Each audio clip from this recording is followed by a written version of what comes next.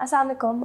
आज के एपिसोड में हमारे साथ मौजूद हैं डॉक्टर इरफाना, जो कि प्रोफेसर हैं केमिस्ट्री की सिंध यूनिवर्सिटी में, और उसके साथ साथ कम्युनिटी एक्टिविस्ट हैं। ख़वातीन के हकूक़ के हवाले से बहुत अरसे से उनका काम रहा है पूरे पाकिस्तान के अंदर और ख़ुसूसी तौर पे सिंध के अंदर। आज की जो गुफ्तगू है उसमें हम डिस्कस करेंगे कि जो मुआशरे की तरफ से चैलेंजेस होते हैं ख़वातीन की इंसाफ की रसाई तक, उनके ऊपर हम उनसे जानेंगे कि उनका experience being the Pioneer member of वैफ Hyderabad chapter and औरत आज़ादी मार्च हैदराबाद चैप्टर कैसा रहा है। Thank you so much. बहुत बहुत शुक्रिया रोमा साहब, नाइस टू यू है वेयर।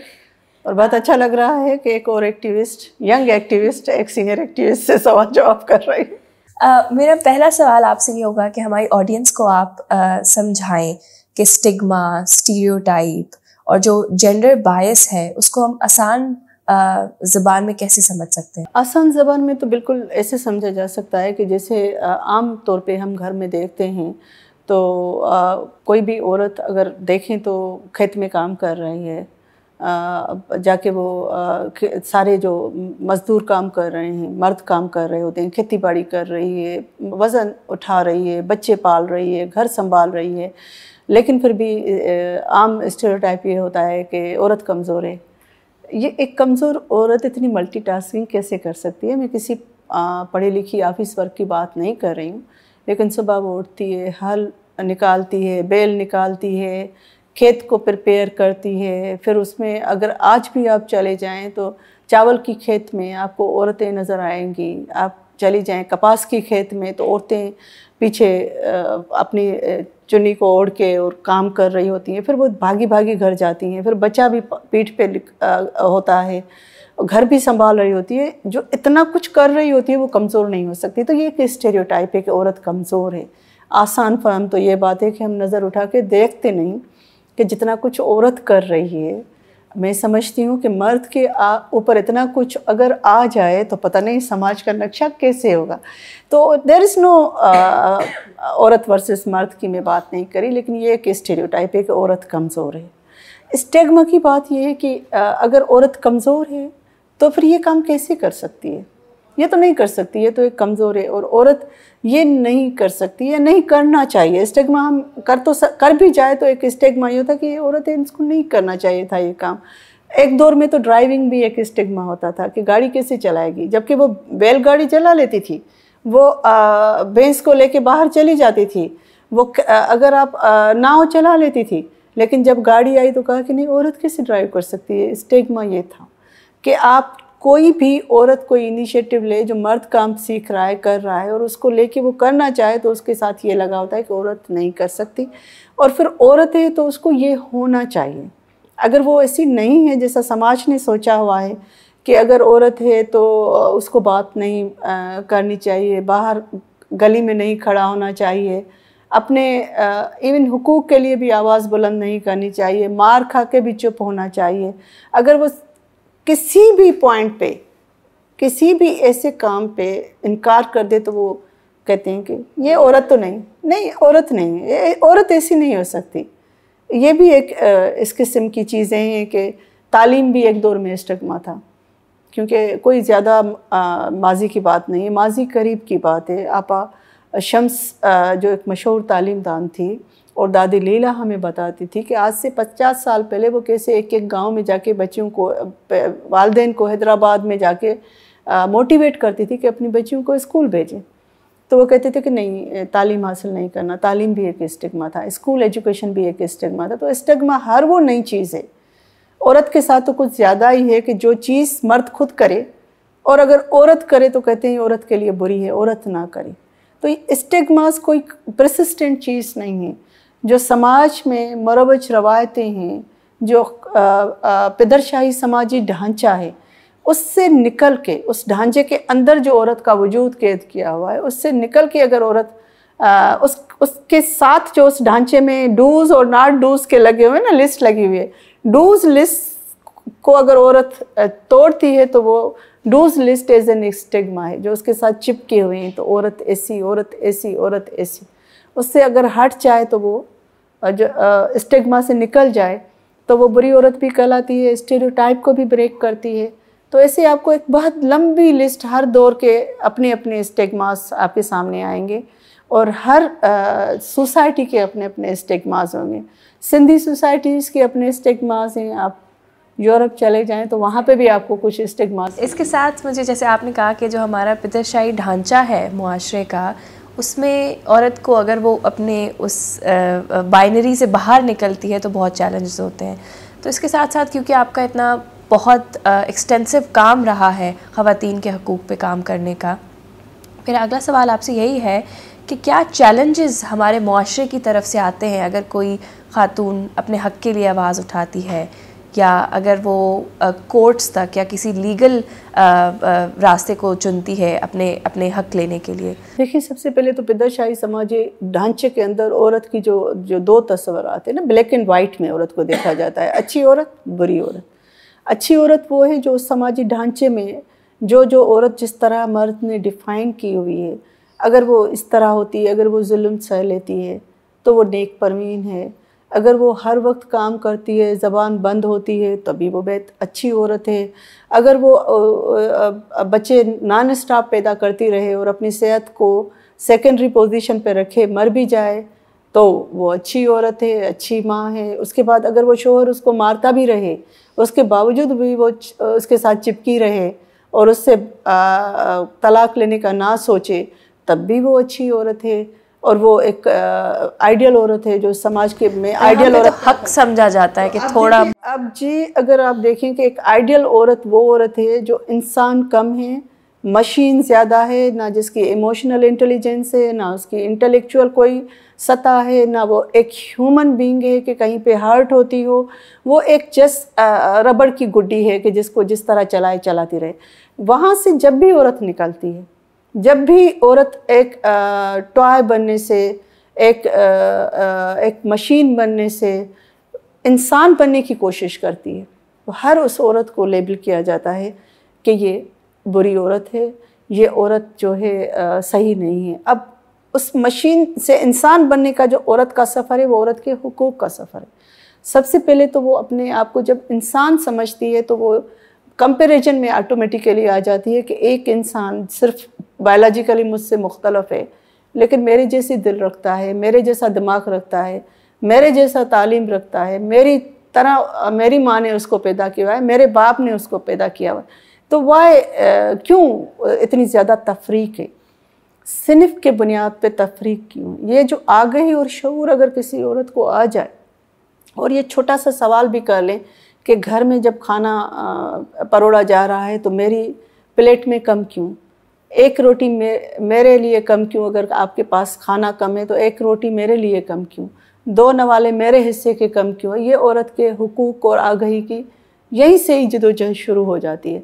अब ये तो एक प्राइमरी लेवल है कि इसी सतह पे उसे समझाया जाता है कि तुम औरत हो, तुम कमतर हो, तुम्हारी फिज़िकल नीड कम है, तुम कमज़ोर हो, तुम्हें ये काम इतने नहीं करने जितने बड़े बड़े काम मर्द कर रहे हैं, तुम्हें नहीं करने, तो तुम खामोश हो जाओ।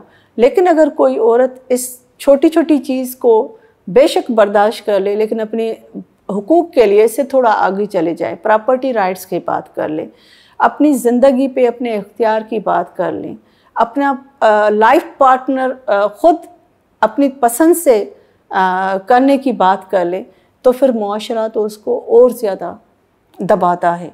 उस ना सिर्फ मुआशरा, लेकिन उसकी जो अपोजिशन है घर से ही शुरू हो जाती है। उसकी अपनी बहनें ही उसे पहले समझाती हैं, माँ ही समझाती है कि तुम क्या करने जा रही हो। हमारे समाज में ऐसे नहीं होता, क्योंकि उसको सोशल इमोशनल सपोर्ट ही नहीं मिलती। पहली तो जो बुनियादी सबसे बड़ा चैलेंज औरत फील करती है वो lack of emotional social support होती है, जो एक घर के अंदर से ही विड्रा हो जाती है। उसके बाद अगर वो सारी इमोशनल सोशल सपोर्ट्स को अपनी स्ट्रेंथ के साथ ओवरकम भी कर लें, क्योंकि आप हर औरत की इतनी इमोशनल स्ट्रेंथ, हर इंसान की, औरत क्या मर्द की भी नहीं होती कि अपनी पूरी सोशल सपोर्ट को कंप्रोमाइज़ कर लें, अपनी पूरी इमोशनल सपोर्ट को कंप्रोमाइज़ कर लें। लेकिन अगर औरत हिम्मत करके इस पूरे प्रोसेस को कंप्रोमाइज़ करके बाहर निकल भी आ जाए, तो सबसे बड़ा जो चैलेंज होता है कि कितनी औरतें हैं जो इकोनॉमिकली इंडिपेंडेंट है, एम्पावर्ड है, अपना अर्न करती हैं, अपना कमाती है कि वो एक्सेस टू जस्टिस के लिए आगे निकल सके, क्योंकि आपकी इकोनॉमिक स्टेबिलिटी तो आपके लिए बहुत ज़रूरी है कि आप कहीं पे जा सकें। उसके बाद आपकी मोबिलिटी ऑफ स्पेस सबसे बड़ा चैलेंज होता है कि चलें वो अगर प्रॉपर्टी भी होल्ड करती है, इमोशनल उसको भी ओवरकम कर लेती है ट्रॉमा को, उसके बाद उसके पास मोबिलिटी ऑफ स्पेस क्या है, क्या वो जा सकती है अदालत तक, क्या अदालत के अंदर जो एनवायरनमेंट है वो कितना आप ख़ुद एक प्रैक्टिसिंग लॉयर है कि आप अदालत के अंदर चले जाएं तो कितना ज़्यादा आप इंटिमिडेटेड फील करते हैं, किस नज़र से आपको वहाँ पे बैठे हुए वकला भी देखते हैं, जजेस हजरात भी देखते हैं। मेरा ख़ुद अपना एक एक्सपीरियंस इतना वर्स्ट है कि एक लड़की के तलाक का इशू था और वो यूनिवर्सिटी ऑफ सिंध की स्टूडेंट थी, एमफिल कर रही थी और उसके पसंद के अगेंस्ट बचपन में उसकी शादी हो गई थी। जब वो बड़ी हुई, एमफिल कर लिया, तो उसने जाके पुलिस में उसने अदालत में केस किया कि भाई मेरी जब निकाह हुआ था तो मैं 5 साल की भी नहीं थी, तो अब मैं जब बड़ी हो गई हूँ तो मैं समझती हूँ वो निकाह शरन जायज़ ही नहीं था, अगर है भी तो मैं तलाक चाह रही हूँ। तो जब वो स्टूडेंट्स ही मेरे पास आई तो मैंने एक वकील से बात की और उसके बाद मैंने कहा, उसने कहा कि मैं कैसे जा सकती हूँ अदालत अकेली। वो डर रही थी। मैंने कहा कोई बात नहीं, मैं आपके साथ चलती हूँ, क्योंकि मुझे एहसास है कि अदालत के अंदर क्या माहौल है, वो किस तरह के स्टूडेंट जा सकती है। यूनिवर्सिटी के अंदर ही बहुत से चैलेंजेस हैं, तो अदालतें तो और भी ज़्यादा मैस्कुलाइन स्पेस है। तो मैं उसके साथ चली गई। तो वो जज तो था, वो उसे कह रहा था कि क्यों तलाक ले रही हो, पढ़ाने का मकसद ये था, तुम्हारे वालिदैन ने तुम्हें इसीलिए पढ़ाया कि पढ़ लिख के अपने गरीब शोहर को छोड़ दो। और ये जो छोटे बालों वाली औरतें होती हैं, ये लोगों के घर पे बर्बाद करने के लिए मेरे सामने, मेरे मुंह पे खड़े होकर, वो जज सेशन जज था। तो अगर जज का माइंड इतना प्रेजुडाइज्ड है, तो और समाज में जो एक्सेस टू जस्टिस का ये छोटा सा एग्जाम्पल है कि वहाँ तक मोबिलिटी एक बहुत बड़ा चैलेंज होता है। अब मोबिलिटी के बाद अगर वो अदालत में पहुँच भी जाए, वकील भी कर लें, तो उसके बाद ये जो हमारे जज हजरात बैठे हुए हैं, जिनको हम समझते हैं कि इंसाफ के जो हैं जेंडर न्यूट्रल वो फैसले करते हैं, वो भी कतई नहीं होते। मुख्तार माई का केस आपके सामने है कि जो रेप करने वाले थे, सुप्रीम कोर्ट ऑफ पाकिस्तान से बाइज्जत बरी हो गए। तो एक्सेस टू जस्टिस औरत के लिए एक बहुत बड़ा एक ख्वाब समझ लें, या एक वो जुस्तजू और जदोजहद है जिसमें हम सब एक्टिविस्ट काम कर रहे हैं कि ऐसा सेफ इन्वायरमेंट हो अदालत के अंदर, वकला के साथ, समाज के अंदर, और समाज के अंदर वो सेफ हाउसेस हो। एक अकेली लड़की निकल भी आए, पैसे भी हो, तो कोई किराए का घर नहीं देता, क्योंकि किराए का घर अवेलेबल नहीं होता कि वो अकेली रह सके। चले वो किराए का घर भी कोई लेके दे दे तो वहाँ पे लोग उसको रहने नहीं देते। अभी यहाँ पे अगर आप देख लें कि हॉस्टल्स कम हो गई और बहुत सी बच्चियाँ यूनिवर्सिटी ऑफ सिंध के साथ ही सोसाइटी में प्राइवेट हॉस्टल से वहाँ पे रहती हैं। अब वो लड़कियाँ जो चैलेंजेस बताती है कि अपनी एजुकेशन के लिए हॉस्टल में रहने के बावजूद वो अपनी हॉस्टल से बाहर निकल के नहीं, वो चौकीदार जो उनके लिए रखा गया है उनके पैसे से, वो चौकीदार उनको कहता है कि तुम कैसी औरत हो, लड़की हो कि शाम को बाहर जा रही हो।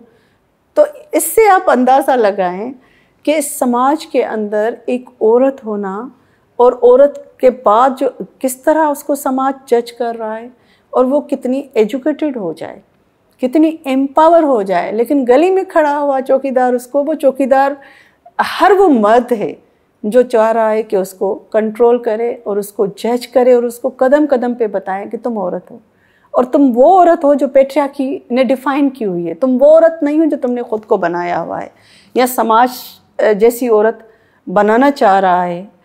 तुम वो औरत बन के चलो, उससे थोड़ा भी बाहर निकलोगी तो तुम्हारे साथ ये होगा।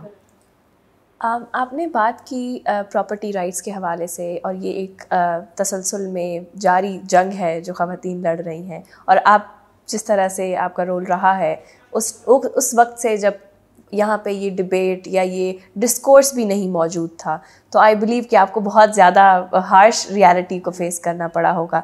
लेकिन उसके साथ साथ आपने ये भी कोट किया कि जो प्रेजुडिस मौजूद है हमारे पूरे प्रोफेशन के अंदर, लॉयर्स के प्रोफेशन के अंदर, जजेस के अंदर, तो आप इसको कैसे देखती हैं कि क्या इक़दामात हम उठा सकते हैं, क्या पॉलिसी लेवल, क्या ग्रास रूट लेवल हम डिस्कोर्स जनरेट कर सकते हैं जिससे इस चीज़ को बेहतर किया जाए? देखिए, सबसे पहले जो हमें चैलेंज फेस आया वो पुलिस इंस्टीट्यूशन के अंदर था क्योंकि पुलिस से ज़्यादा सबसे पहला जो अगर कोई औरत निकलती थी घर से तो सबसे पहला उसका वास्ता पड़ता था थाने से, पुलिस से, क्योंकि रियासत का जो पहली प्रेजेंस है वो लॉ इन्फोर्समेंट, रिग्रेसिव फोर्सेस ही अनफॉर्चुनेटली, प्रोग्रेसिव फोर्सेस कम ही रियासत का फेस होती है, तो पुलिस फोर्स से ही पड़ता था। जब हम पुलिस से कभी कोई करते थे, कांटेक्ट करते थे कि ये खातून है, इसको निकल के आई है, इसकी ज़िंदगी को ख़तरा है, तो पुलिस खुद एंडोर्स करती थी कि ये कौन सी अच्छे किरदार की खातून है, भाई ने मार दिया, बेटे ने मार दिया, तो ये मरने के लायक ही है।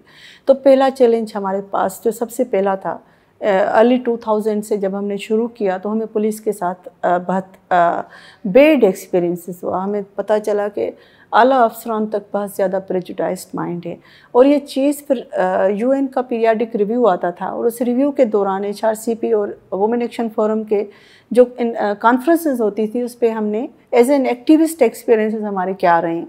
जब हमने शेयर किया तो UNDP का एक प्रोजेक्ट आया जिसमें पुलिस अफसरान की जो ट्रेनिंग थी उसमें जेंडर कंपोनेंट को ऐड किया गया, जेंडर लॉस को, जेंडर सेंसिटिविटीज़ को प्रायोरिटाइज किया गया, और विद इन 20 ईयर्स हमने पैराडाइम शिफ्ट होते हुए देखा।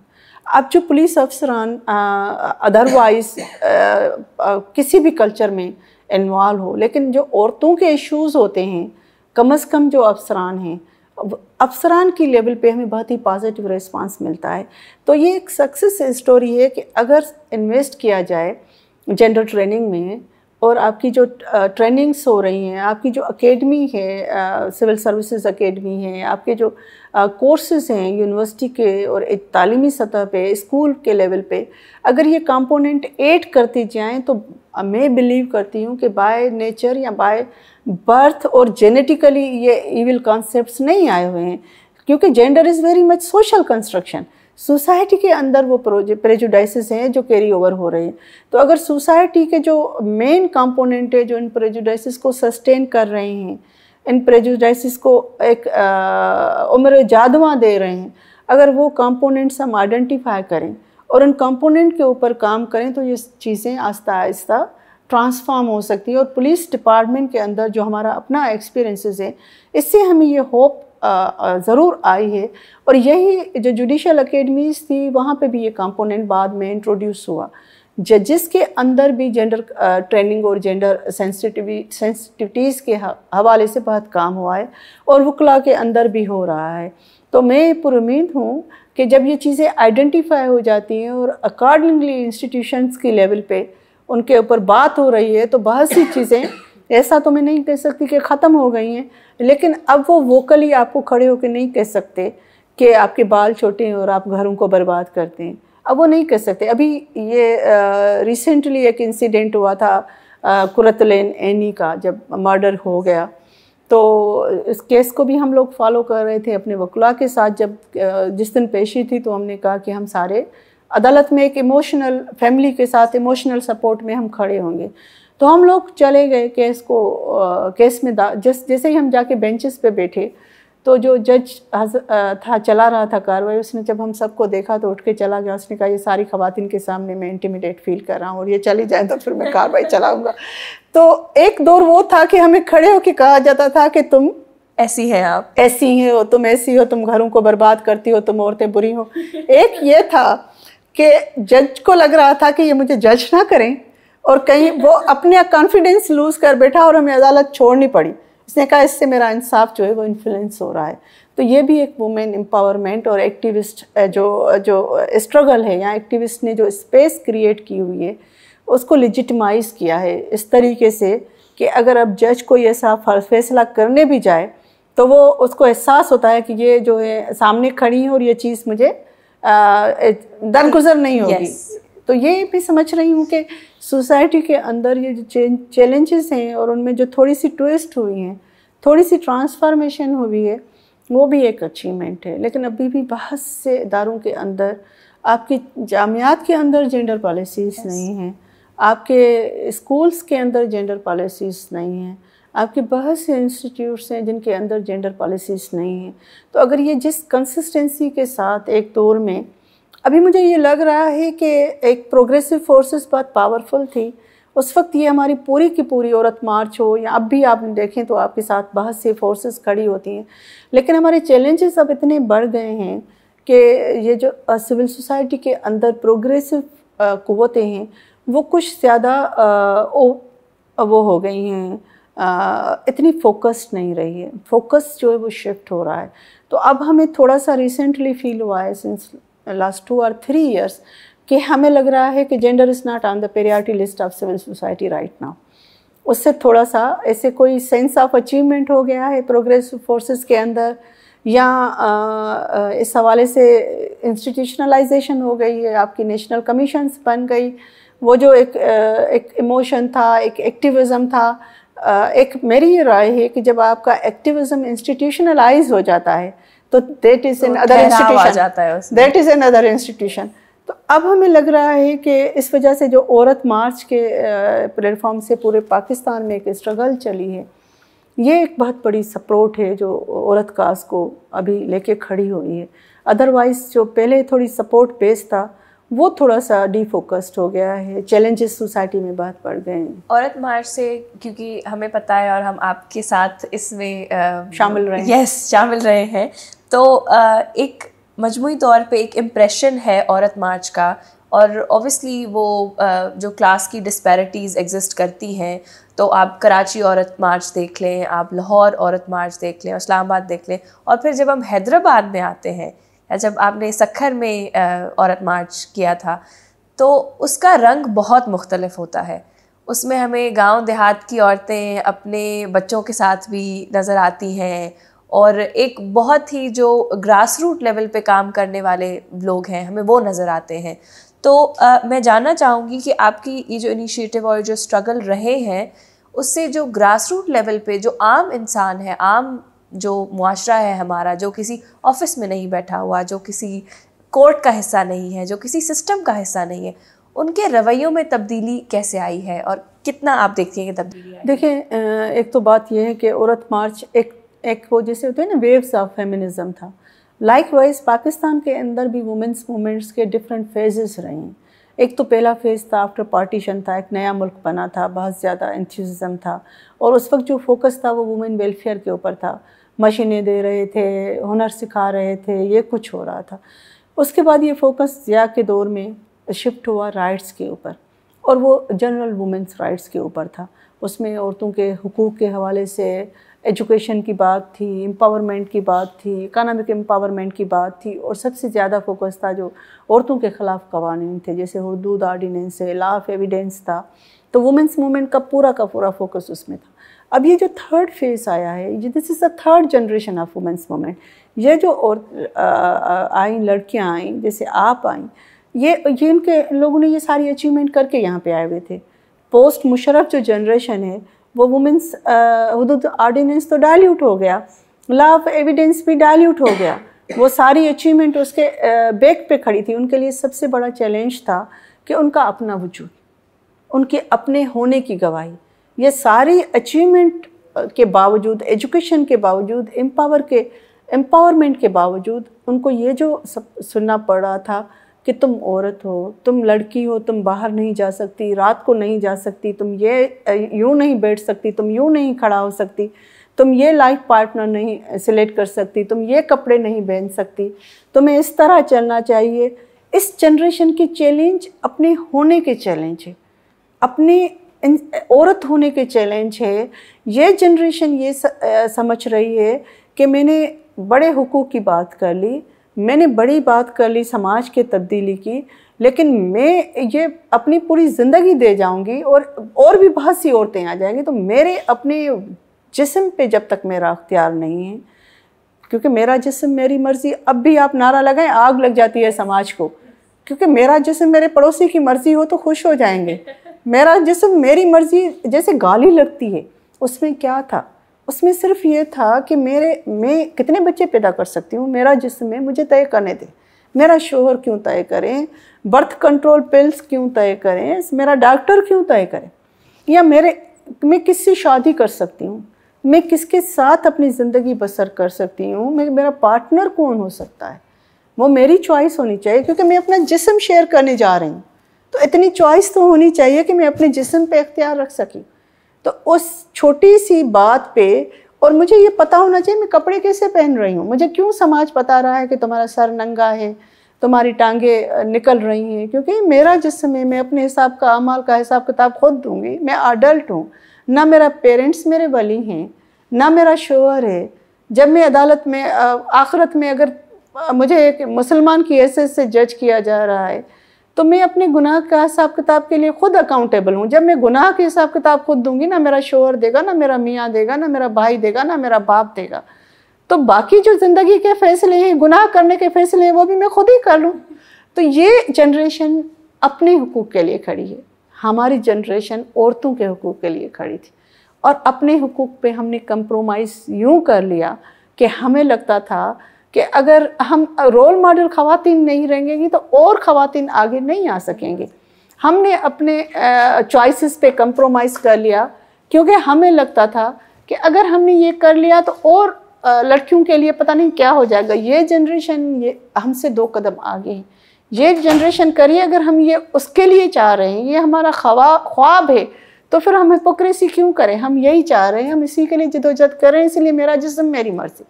तो औरत मार्च का ये जो नारा है, इसकी ताकत आपका अंदाज़ा लगा सकती हैं कि अब भी इस वक्त भी जब हम कहते हैं कि औरतों के हुकूक़ के हवाले से बहुत सी अचीवमेंट है, लेकिन ये नारा आज भी किसी गाली से कम नहीं है समाज के लिए। और ये एक बैरोमीटर है जिससे आप समाज की अंदर जो पेट्रियार्की है, जो मिसाजिनी है, जो मैस्कुलाइन मेंटलिटी है, उसको आप जज कर सकती हैं। ऐसी सूरत हाल में अगर औरत मार्च में पूरे पाकिस्तान के 12 शहर है जिसके अंदर हज़ारों ख़वातीन निकलती हैं और किसी भी क्लास की निकलती हैं, क्योंकि वो जो औरतें हैं वो क्लास पे बेशक उनको डिवाइड कर लें, लेकिन जो एक चीज़ वो शेयर करती हैं एज अ कैटेगरी, वो औरत होना है। वो किसी भी क्लास की औरत है, वो गाड़ी चला रही है तब भी रेप हो सकती है, वो गधा गाड़ी चला रही है तब भी रेप हो सकती है। रेपिस्ट उसका क्लास नहीं देखता, उसके जेंडर को आइडेंटिफाई करता है। औरत मार्च ने ये चीज़ जो है एक वो आइडेंटिफाई की। इसीलिए जब औरतें निकली तो हर क्लास की निकली, और हर क्लास की औरत एक दूसरे के साथ खड़ी हुई।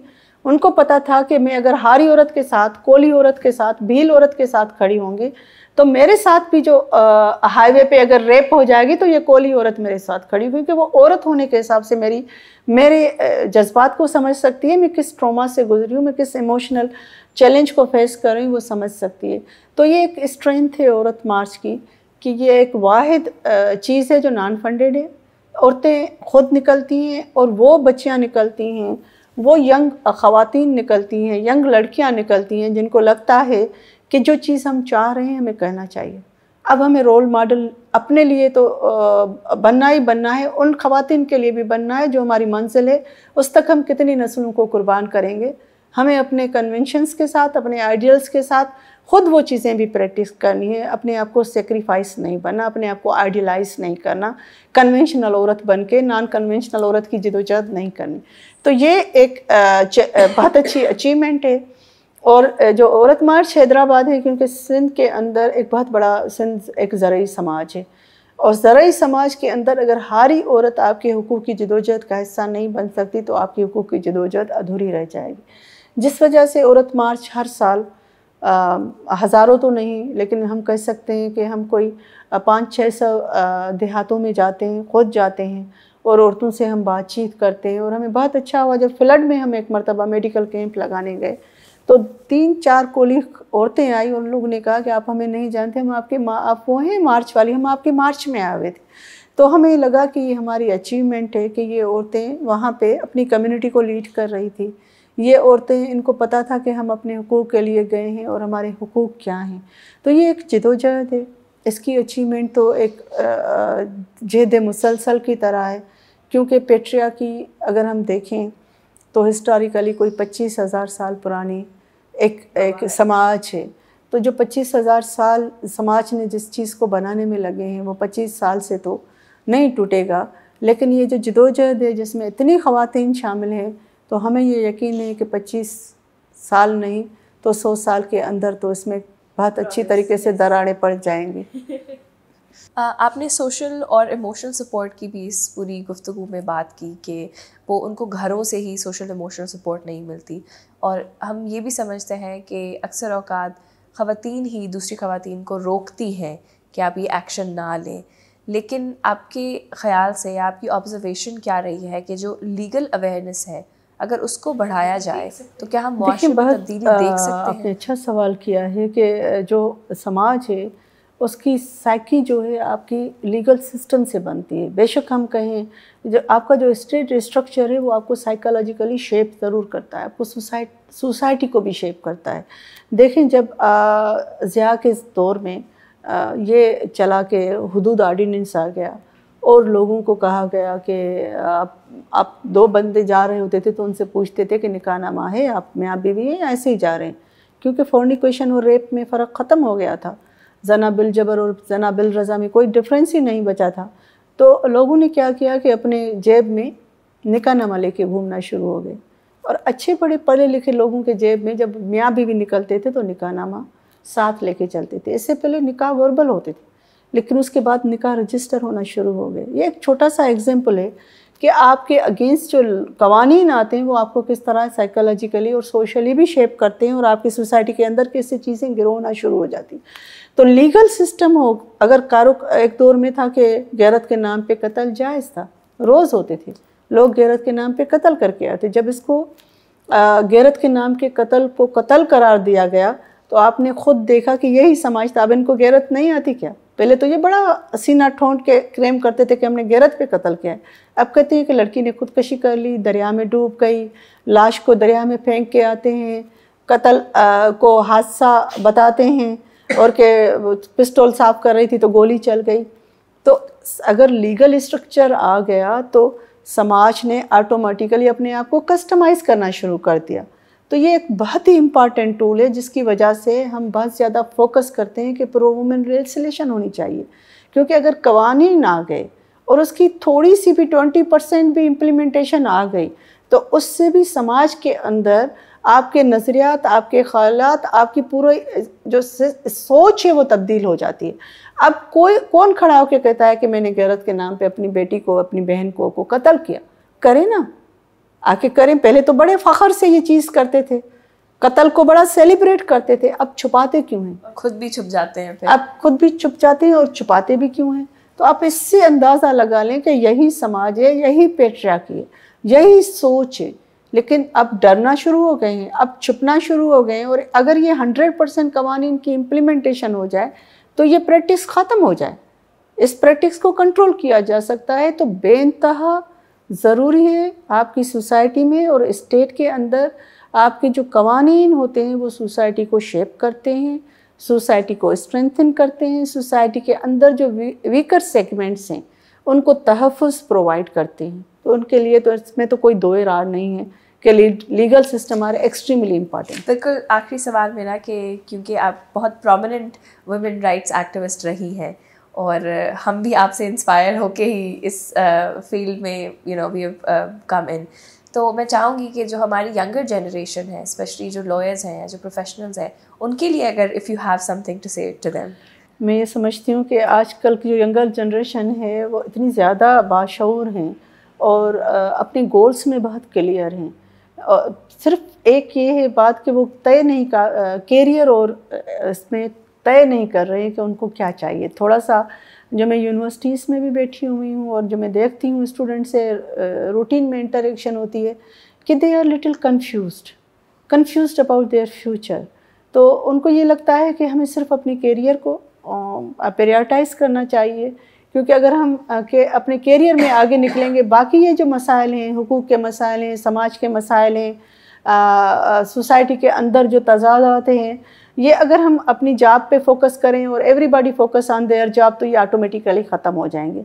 तो मैं सिर्फ ये कहूँगी कि आपके कैरियर के ऑटोमेटिकली स्मूथ नहीं चल सकता जब तक आप इन सारे मसाइल से अवॉइड करने के बजाय इनको अंडरस्टैंड करें, इनको फेस करने की कोशिश करें। ज़रूरी नहीं है कि आप लोग एक्टिविज़म में आके ही फेस करें, लेकिन ये है कि जहाँ पे आप खड़े हैं, जिस जगह पे आप अपना काम करें, उसमें अपने आप को सोसाइटी से डिसोसिएट ना करें, डिस्कनेक्ट ना करें और ये ना समझे कि ये हमारे मसाइल नहीं हैं। मैं समझती हूँ कि समाज के अंदर जितने भी मसाइल हैं वो हम सब के मसाइल हैं, क्योंकि समाज हम सब ने मिल के बनाया हुआ है और इन मसाइल को भी हम सब मिल के ही सुलझा सकते हैं अगर हमने ये सोच लिया और ये तय कर लिया और जहाँ पे भी हम खड़े हैं और अपने हिस्से के काम में थोड़ा सा फोकस कर रहे हैं कि ये हमारे मसाइल हैं, तो मैं समझती हूँ कि हम सबकी जदोजहद थोड़ी सी आसान हो जाएगी। थैंक यू सो मच अपना वक्त देने के लिए, इतनी अहम बातें करने के लिए। I was a very fruitful conversation. इसके साथ हम आज की जो हमारी गुफ्तगू है इसको ख़त्म करते हैं। हम अगली गुफ्तगू में मिलेंगे इसी तसलसल में एक और मौजू के साथ। Thank you so much.